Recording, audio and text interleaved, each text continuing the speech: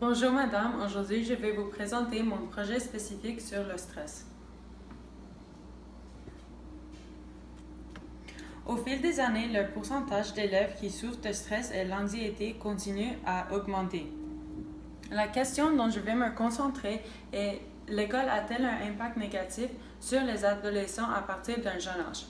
Les trois différentes choses que je vais me concentrer dessus est les maladies mentales entre les étudiants, comment ils font face au stress pendant l'année et pendant les examens finaux. Ils s'inquiètent beaucoup de leurs notes et leur avenir, et ce graphe ici montre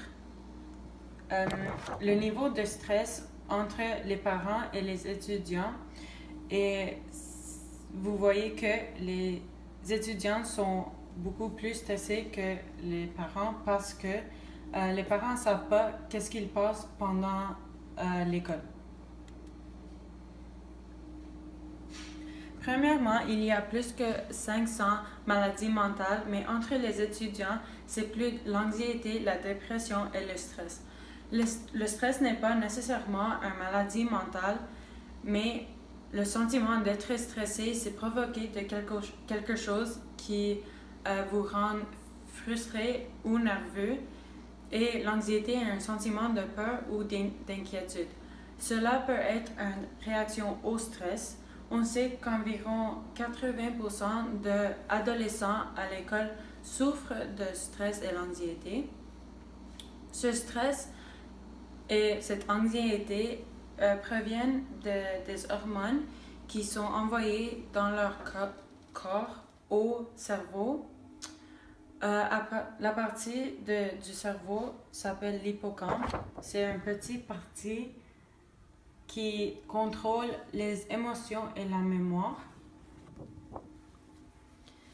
Beaucoup de gens mêlent le stress et l'anxiété parce qu'ils sont si semblables. L'anxiété peut déclencher des symptômes tels que la nervosité, la peur, le cœur rapide et l'incapacité de respirer.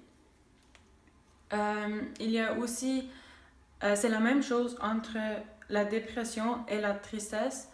La tristesse, c'est plus une émotion, mais la dépression est beaucoup plus grave.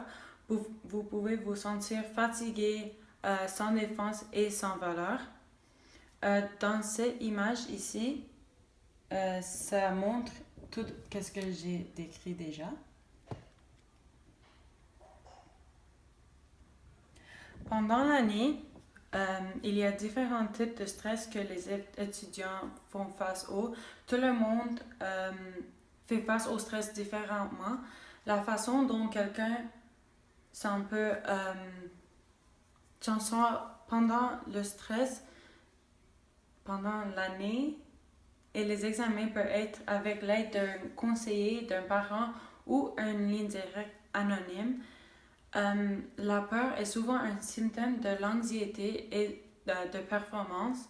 Les étudiants s'imaginent une escalade de catastrophe s'il obtiendra une note mal ou négative.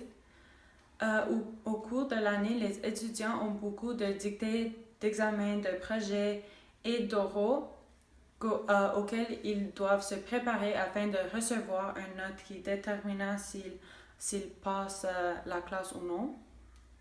Chacun de ces élèves a ses propres problèmes, mais ils sont tous liés en raison, en charge de le travail que l'école leur donne. Dans cette graphe ici, vous voyez que la cause de stress entre les adolescents, c'est plus avec l'école et les parents, et c'est lié numéro 1 à 23%.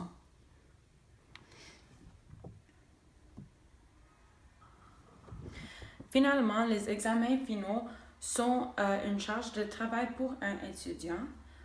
Les finales ça détermine si vous réussissez ou échouez malgré tout que vous avez fait pendant l'année. Les jeunes qui arrivent au secondaire souffrent de l'anxiété plus que les autres.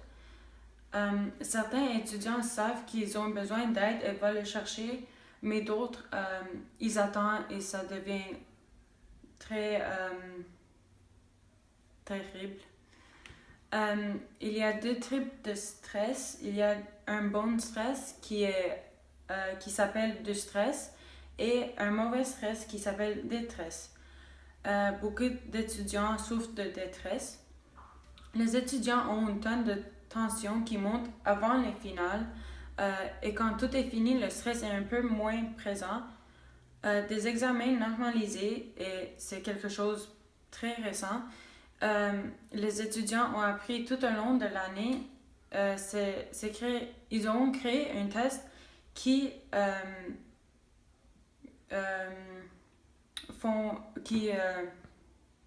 ces tests vont c'est pour voir si les étudiants ont compris ou ont appris quelque chose de nouveau pendant l'année. C'est au bord du sujet comme la science, le math, ça peut être le français et l'anglais. Cela ajoute beaucoup de stress et pression à l'élève car il détermine s'il réussit ou non, comme les finaux. C'est mis en échelle mondiale. Et dans cette graphe ici, ça montre, ils ont demandé comment les étudiants sont stressés et beaucoup ont dit qu'ils sont fréquemment ou plutôt stressés plus que rarement ou beaucoup. Finalement, le stress fait partie de la majorité des étudiants en cégep et l'université, bien que le stress, l'anxiété et la dépression soient les principaux et soient toutes complètement différents. Ils ne sont peut-être pas les seuls.